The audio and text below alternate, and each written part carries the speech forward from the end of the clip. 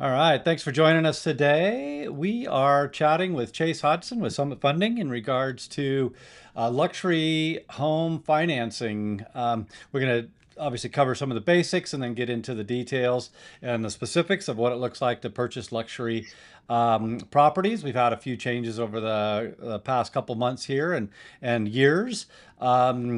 Specifically, our recent membership into the Institute for Luxury Home Marketing as a team.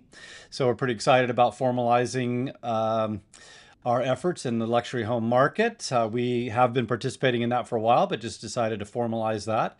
And then as well as the ongoing conversation, topic, and growth of the luxury space in general. So with that, let's go ahead and bring Chase Hodgson in. How you doing today, Chase? I'm good, Jared. I'm good. Um, Good.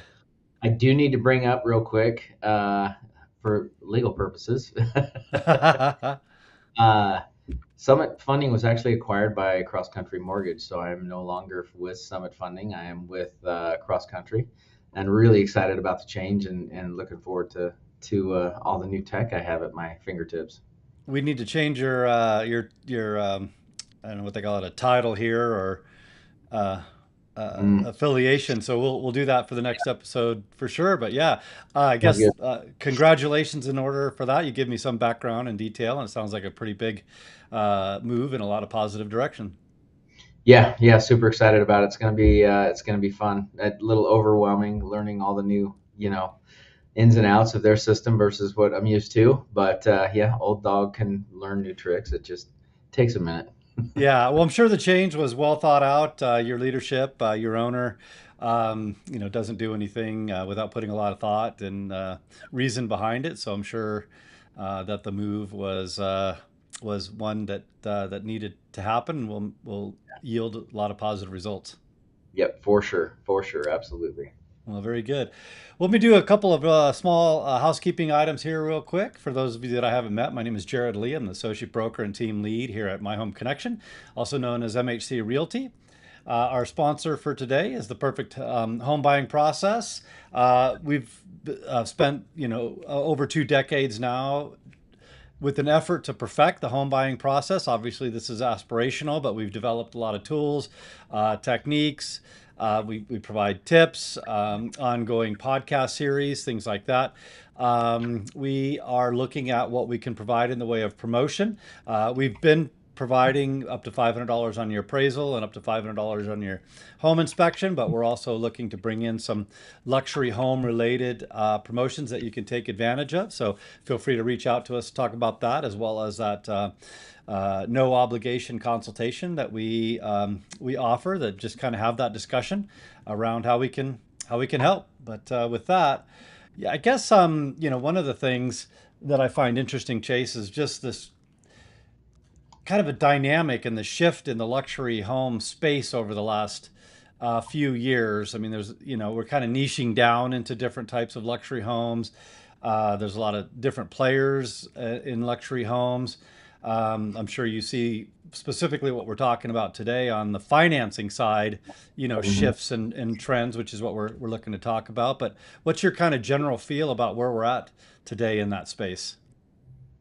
It's interesting, right? Like if you go back to when I was appraising in the early 2000s, um, when '08 happened, it was we were like in this valley we'd just broken the $1 million threshold, like realistically, right? And so it was just like I could remember, appraising homes and thinking, oh my gosh, like this is what $1 million house looks like, right? um to now where it's so much the norm, right? Like there's $1 million homes plus. In fact, I think I've walked through a couple of $3+ million homes in the valley as well now. So that shifts happened quickly, and it's had an effect on what our first time home buyers are looking like, right? What the entry level looks like as well. So Right. it's been a big change here. Yeah, when I say we, having a membership with the Institute now, they classify luxury in different markets at different price thresholds. Mhm. So when folks are like, what does it mean to be a luxury home, obviously there's kind of vague understanding of what that means, and then there's kind of that specific, like what can we quickly reference, and that is that very thing. In this zip code, what price point is it that, generally speaking, would describe a luxury home? So if folks are wondering, if you go to a different market, that does change. Obviously, in Idaho, that's changed drastically over the years because, like you said, I mean, you buy a mansion for a million, under $1 million, 10, 15 years ago. And Online. now they're multi-million-dollar homes. So it does shift, obviously, as time goes by. But that's generally speaking how they classify that. But Hmm. real quick, I wasn't planning on talking about this, but I think it's super important to do now that you've mentioned it. On the appraisal side, there's adjustments for different factors of a home, and you're talking about site adjustment, quality of construction. You know, what's your take on what you see from a luxury home perspective, in the, well, I guess any area of adjustment, but specifically that construction quality? What are you seeing that really kind of sets them apart? Man, that's a really good question. I'm a little bit old school, and I feel like the quality of building has changed. I just had this conversation with a builder, friend of mine the other day, and I feel like the overall quality throughout the valley has changed, and you see a lot of more production type builders that are trying to build in that luxury price level, Mm-hmm. and so the waters are a little muddy currently. It's from my opinion, Yeah. um, but traditionally, and what you still see in the top tier of luxury home builders are, I mean, it's everything, right? It's from the experience um, in selection to site layout to the quality of the quality of subcontractors used. Not that everybody can't do that quality, right? But they've specifically been building in that area for years. Um, from the way the walls are framed, thicker found, thicker 2x8s versus 2x6 framing, or 2x6 versus 2x4 framing, excuse me. Um, to the quality of finish and the design and just when you think about luxury, I think every aspect is touched, and it should be, Yeah. right, for the price that you're spending. Yeah, and actually, I was kind of thinking that that would be the direction you've gone in, because I think we've traditionally had luxury home builders, specifically in our market, that did, like a handful or maybe a dozen, and Right. like you said, every aspect of that build was highly scrutinized, highly detailed, and nothing about it was mass produced or done in a hurry. Right. The construction materials, the design, the lot, the views associated to the lot, or the amenities of the community, like that was all um, hyper personalized for that luxury. The institute, calls them high net worth individuals or ultra high net worth individuals, and you know each tier has an expectation of what luxury means to them, and you cater uh, the selection of the lot, the design of the home, the location of the home to their personal needs, right? Somebody wants Yeah. view over the city, other wants, placement near a river, or, insert again personalized preference here.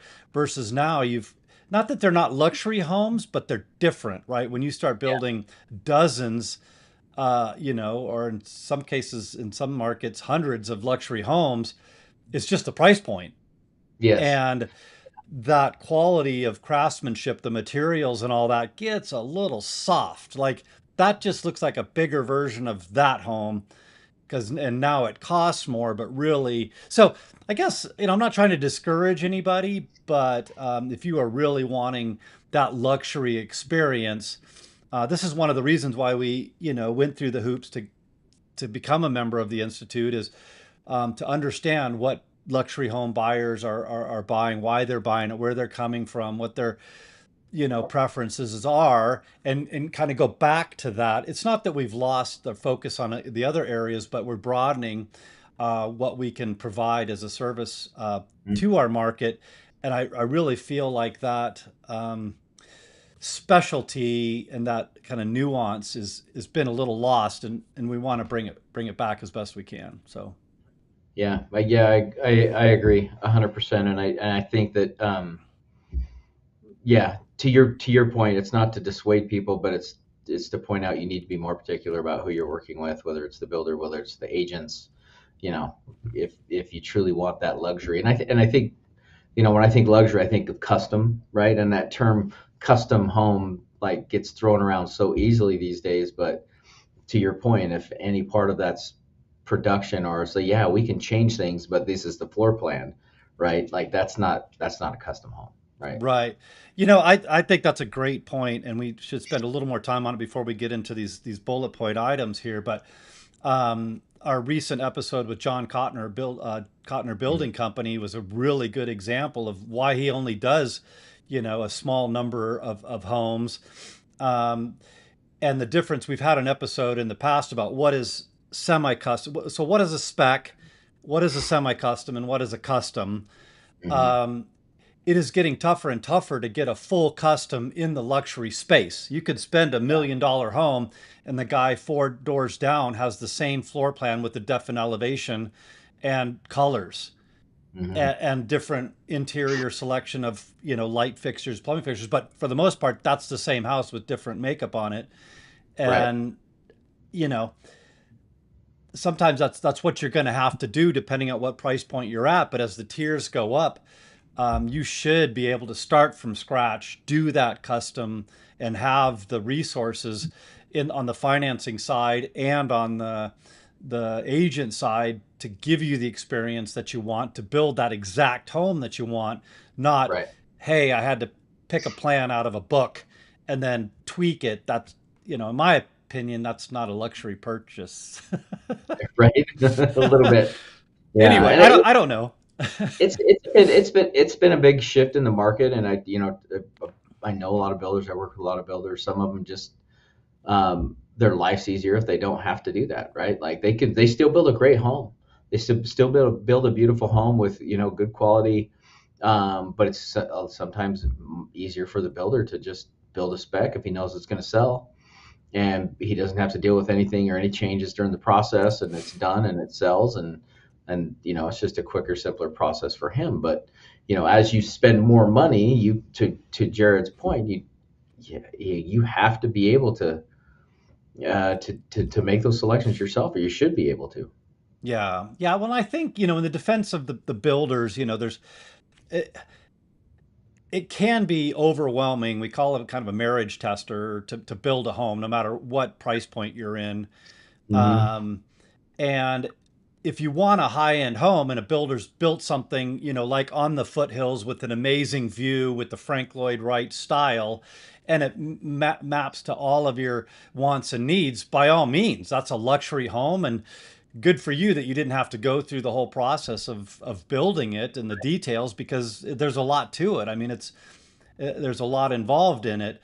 But I'm just trying to create the awareness that there's resources to help you go find that lot that's conducive to what you want to build, and have a builder build you something very custom that's not cookie cutter, because that's what high net worth and ultra high net worth people want, is that personalized experience and hyper specific to their needs home Yeah. that doesn't check most of the boxes, but all the boxes, right? Right. If Right. you can afford it. So anyway, I don't want to belabor that a little bit, but I just kind of wanted to set the stage of kind of what we're seeing here as a blurring of those lines. And Hmm. if one's a good fit, let's help you do that. But be aware that there might be another avenue we go down, and what the plus and minuses, disadvantages and advantages of the other is. Yeah. It is a pretty interesting market that we're in, that we've gotten to in such a short period of time, in our lifetime here, that you're, from a million bucks being, custom, and you don't see them very often to that being a pretty normal price point, and they're on the market all the time. Yeah. So, Yeah. Yep. It sure is. So, and then, by the way, you're not going to see those homes on the market, right? Because they don't exist. So come to us to find. Let's get the lot. Let's get the home. Builders will buy lots, and maybe sit on them until they find that just right buyer, or maybe we got to go chase a lot for you. mhm. So there's work involved. But the traditional approach to buying a luxury home doesn't work because you're not going on our website or the other aggregator websites that a lot of people go to. That's not where you're finding those homes. So, but well, let's dig into the meat here. Sorry, we just I felt like it would be good to set the stage a little bit. But let's just start with the basic. What's a jumbo loan? Why would you Yeah, say that? so basically, the agencies Fannie Mae and Freddie Mac. So if you're in the conventional or conforming limits, right? So if you're in for most markets, that's about 766, right? Or no, is that right? Is that 866. 866? My brain is fried this morning. Sorry. Well, our numbers Depends. keep shooting up, so it's also hard They do. They're to. changing often. Um, so you, so that's about the threshold, and over that would be considered jumbo, right? And it'll change a little bit. At the most areas, that's what the threshold is. But there's some like if you went to Sun Valley, that conventional threshold is higher. Basically, anything above that, you can't sell to those bodies, right? So if it's under it, you have to follow their guidelines. There's pretty standardized rules set forth. So anything above that is considered jumbo, or even higher at super jumbo. And those guidelines can be different because they're not following. They won't follow the traditional Fannie Mae Freddie Mac So guidelines, non-conforming.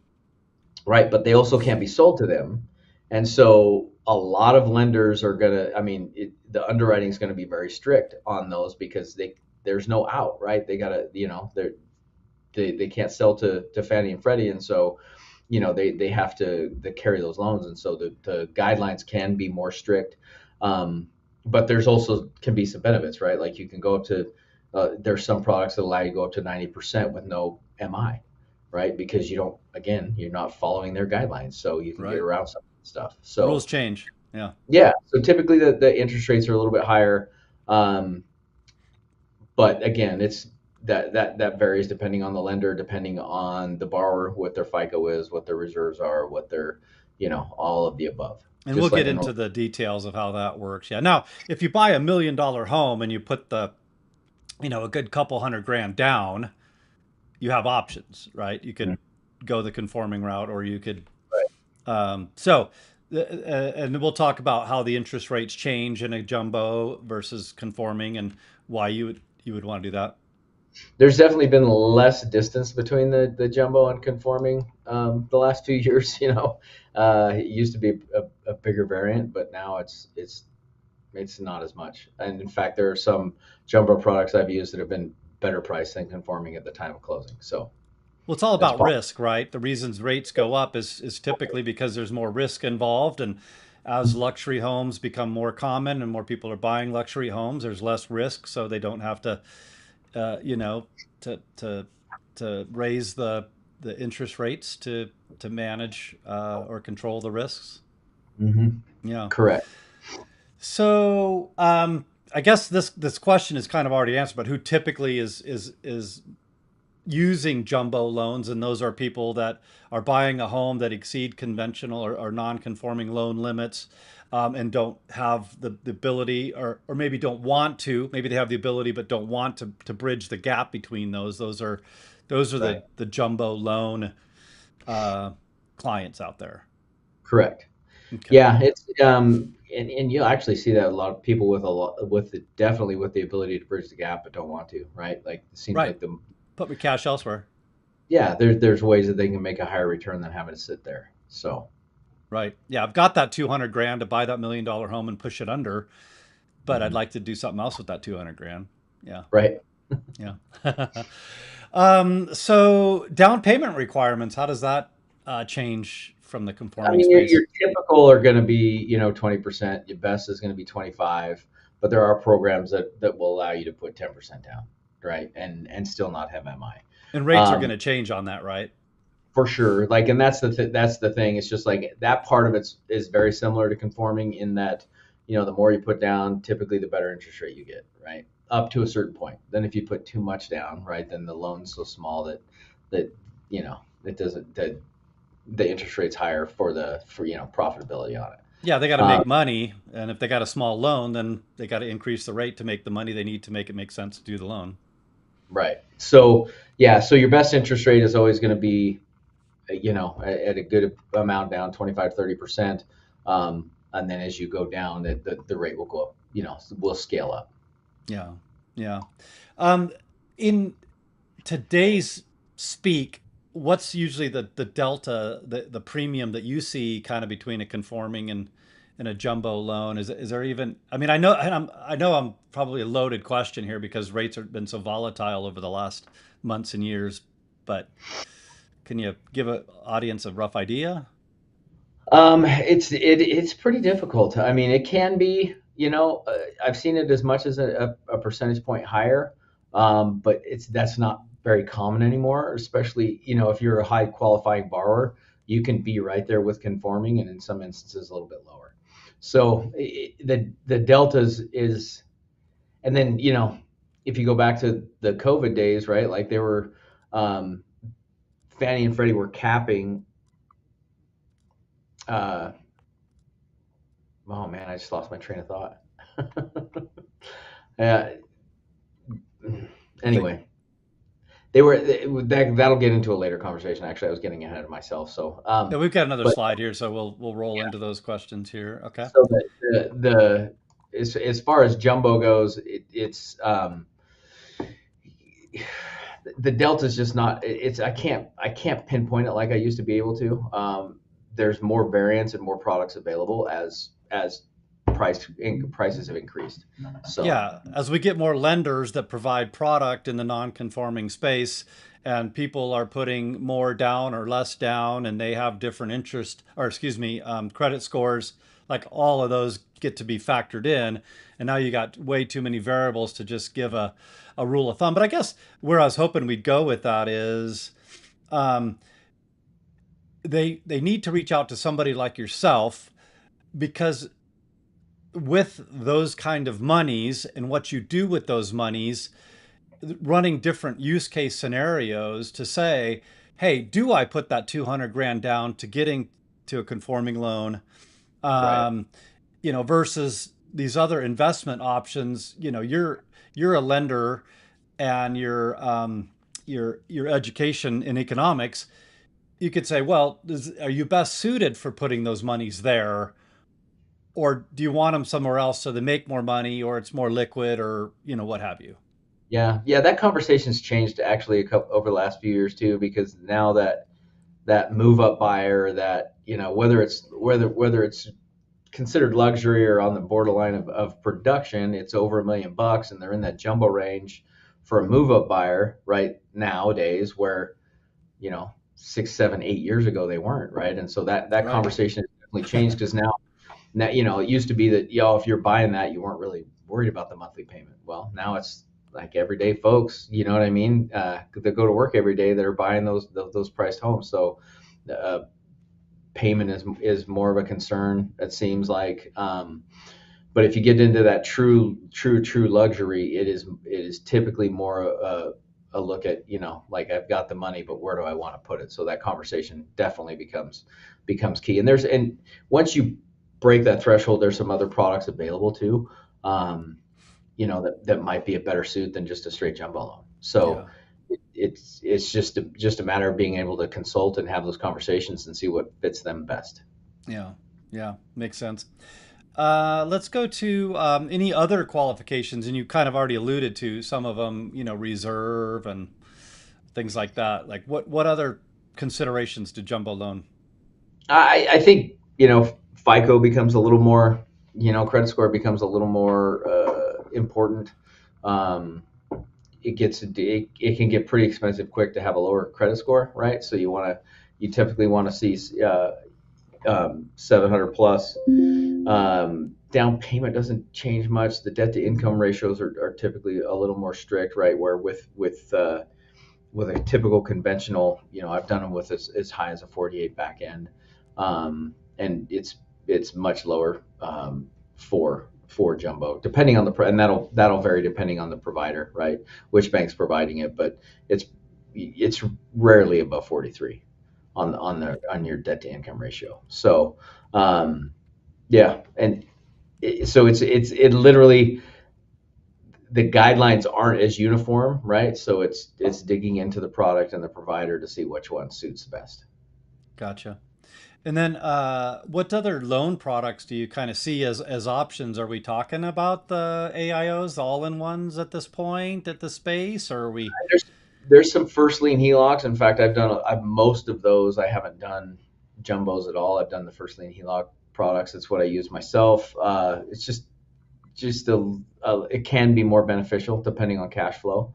Um, there are, a lot of times when you get into luxury and things like that, you're talking about self-employed borrowers. So you're talking about people that don't necessarily have the documentation to back up their income, right? Like we've had those discussions. An accountant and a lender have different requirements, right?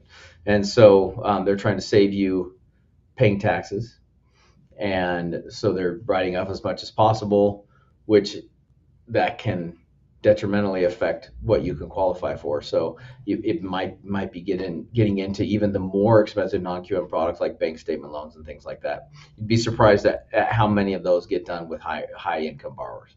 That's what I was going to ask you is, if you do get into the luxury space, like kind of what the percentage of those are, business owners. And obviously we talk about this ad nauseum.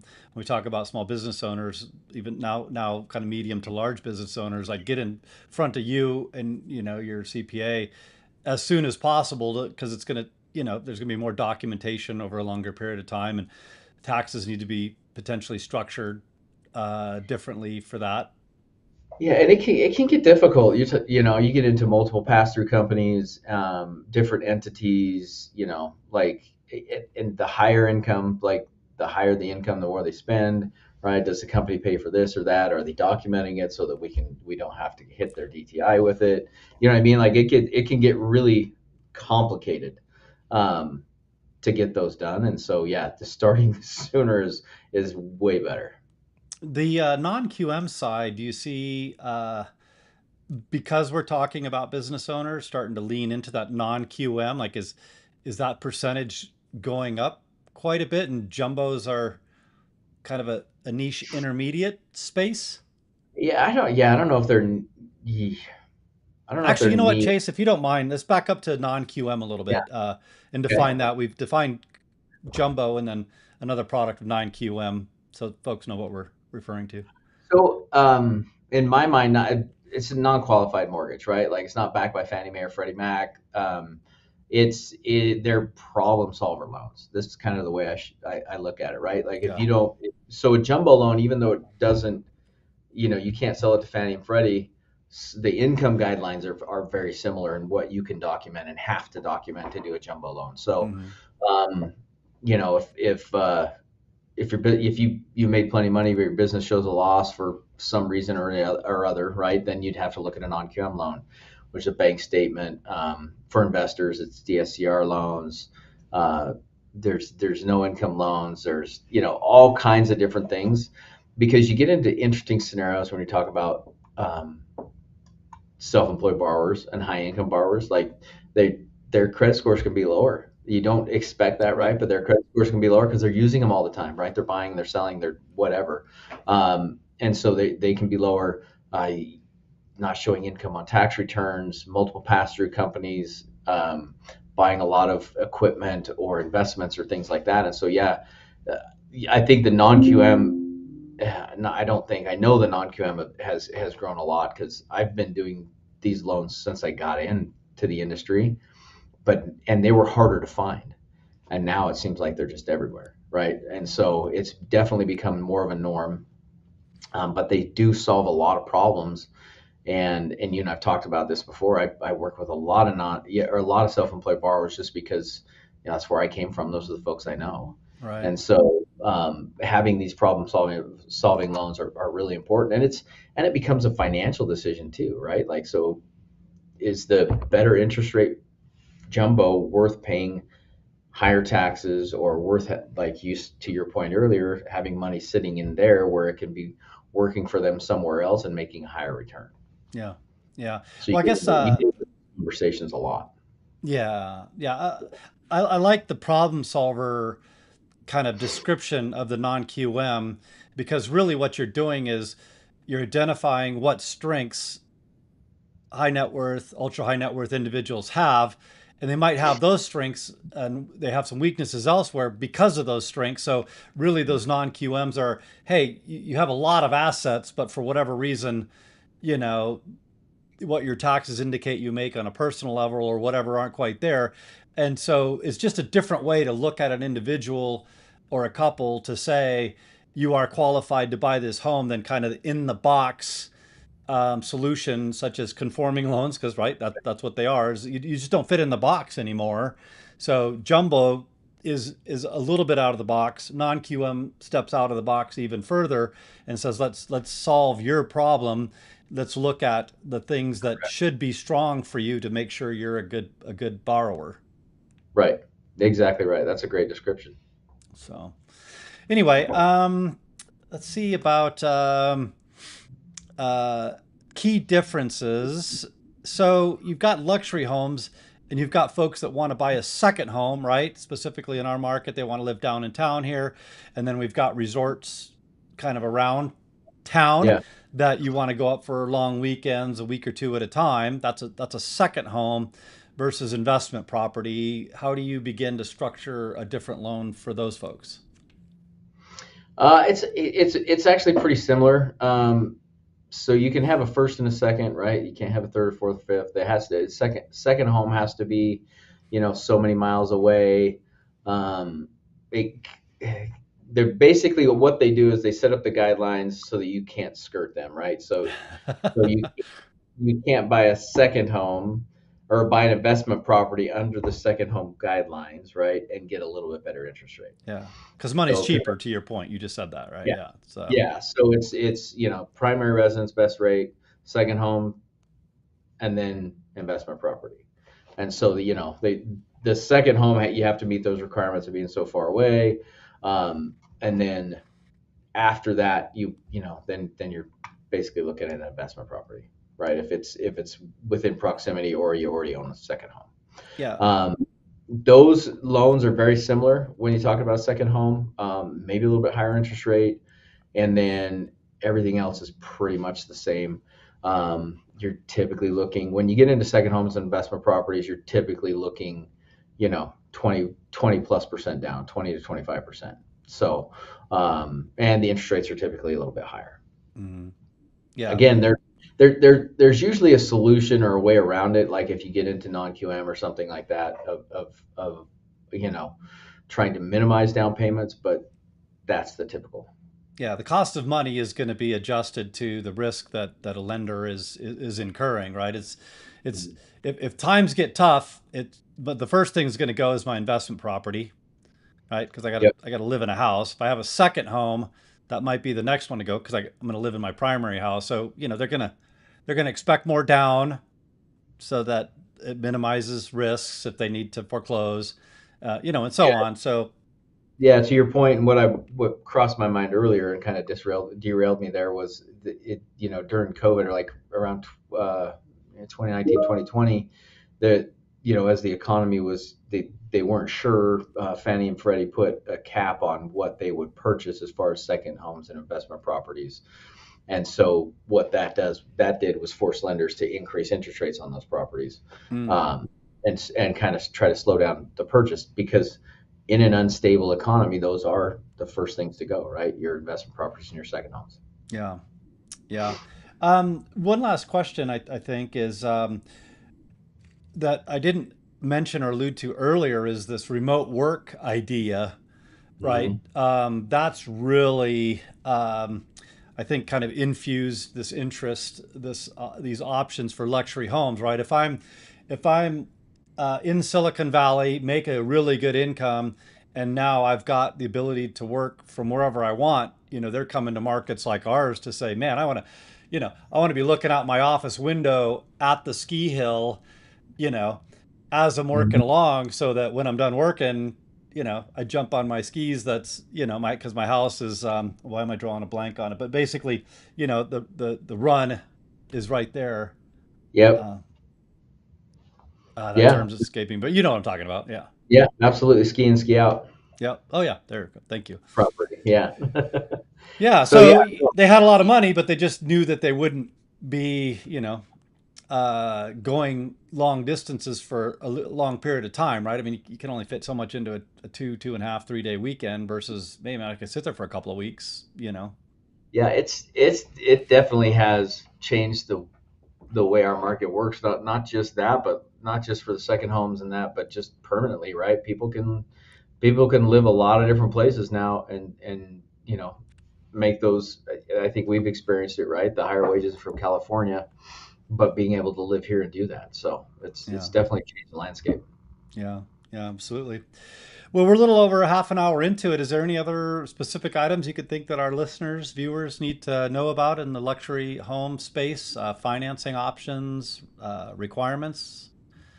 Um, No, I think we covered most of it, like because it is a moving target depending on what your situation is. So it's like to beat that drum that we always do, to, like talk to somebody and find out what's the best way to approach it. I will say that that's something that they're that group of folks is probably the worst at, right? Because if you make a lot of money, earn a lot of money, have a lot of cash, you think you can do things easily. Well, they actually write the rules harder for you folks. So Got to put more work into it to make it happen. it's Yeah. better to do, to get started early for sure. Yeah. Well, I think that would go into the last kind of like maybe topic or statement that I would have about all this is this now new understanding of the investment opportunities within the luxury home space, right? Is now you can do these things, you can get loan product for them, but the rate at which luxury homes appreciate. We have Sun Valley here, we have Tamarack here, right? The most recent Four Season boutique resort, and the Brundages where they're developing brand new residential on site cabins and luxury homes. So I'm just saying um, it's worth the effort to see if those are options as it relates to your investment portfolio. Um, I think things are really starting to shape up and look pretty attractive from that perspective. Yeah, yeah, this is a good spot for it for sure. We do have a lot of great luxury builders here. Um, yeah, just be sure to do your research and find the right fit for what your needs are. Yeah, absolutely. Well, I think that's a great way to wrap up our episode today. So as always, Chase, thanks for your insight on the lending side about all this and the appraisal side. That comes in handy quite Absolutely. often. So we appreciate it. Yeah. All right. Other than that, we'll wish everybody a blessed one. Take care. Take care.